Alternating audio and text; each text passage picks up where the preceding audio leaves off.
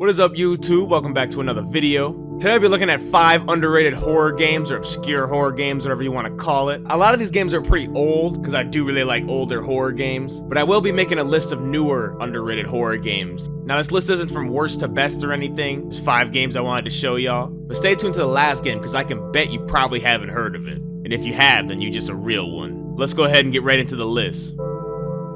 Now the first game we're going to look at is the Manhunt series. This is actually 2 games, one released in 2003, the sequel released in 2007. Now this game was really gory and got a lot of negative press back in the day about how gory it was. Especially in the news, they were mostly using this game as the reason to ban video game violence. Now this game combines survival horror gameplay with stealth gameplay, and it's also in the third-person perspective. And during the game, you play as a guy who's forced to kill, and I can tell you all the death animations and gore in this game is insane. If you like gory games and you haven't checked this one out, you need to right now. Now sure, it might look a little dated because it's an old game, but for the time, this was unbelievable. Like I said, the news had a field day with this game. Now the franchise has sold 1.7 million copies worldwide, but I feel like it doesn't get talked about at all nowadays.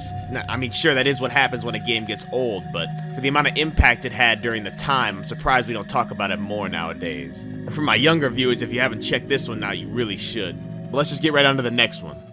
Now, the next one is actually a video game series again. It's the Penumbra video game series. Now, you might know the name of the game that the company worked on after this, a little game that goes by Amnesia, but these games are almost the prequels to Amnesia. This game was initially developed as a tech demo, but after they realized that they had something, they made it into a full game and released 3 games in the series: Penumbra Overture in 2007, Penumbra Black, and Penumbra Requiem in 2008.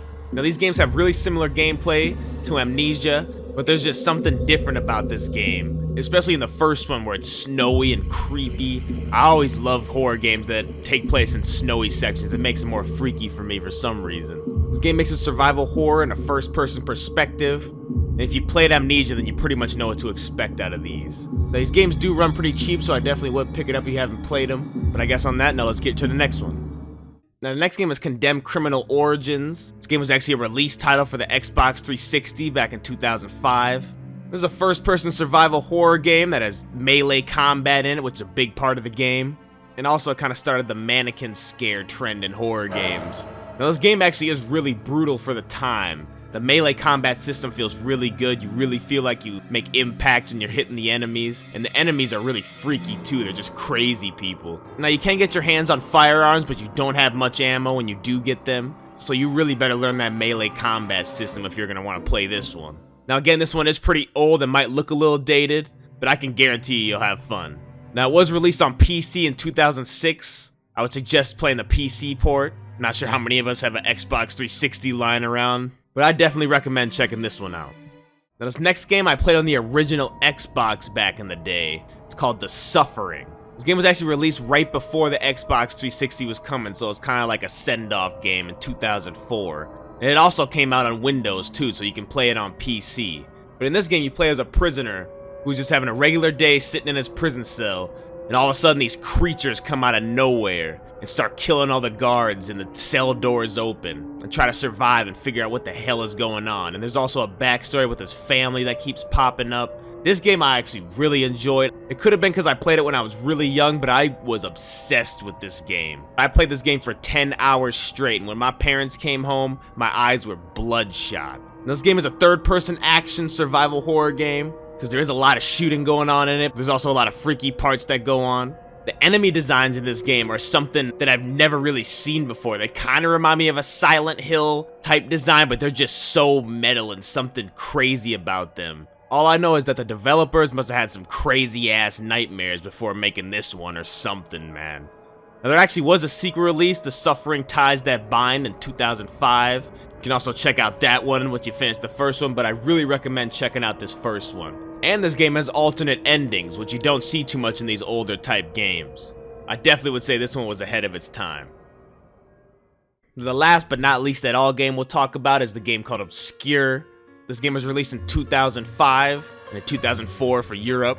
Now this game rarely ever gets talked about, and I have no idea why. This game mixes Resident Evil and Silent Hill aspects in a fixed camera angle game where you take on 4 high school students that are in their school overnight, and a lot of creepy supernatural shit starts happening.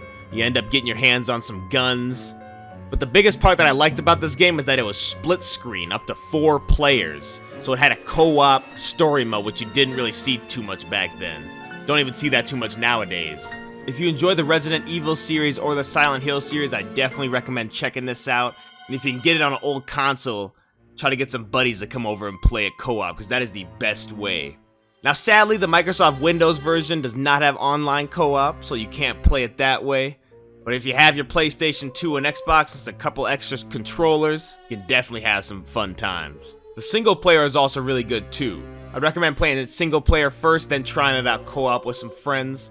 But this game really was just unique as hell for the time. That's it for my list of 5 underrated horror games. If you have an underrated horror game that I didn't talk about, please put it in the comments section. I definitely would like to see some more. Maybe I'll see one that I haven't even played. Like I said, I will make a video on newer underrated horror games if you guys want that. I also got some other video ideas in the vault. You guys should definitely stay tuned. Like and subscribe to the channel if you enjoyed the content. And I guess other than that, I'll see you in the next video. Peace.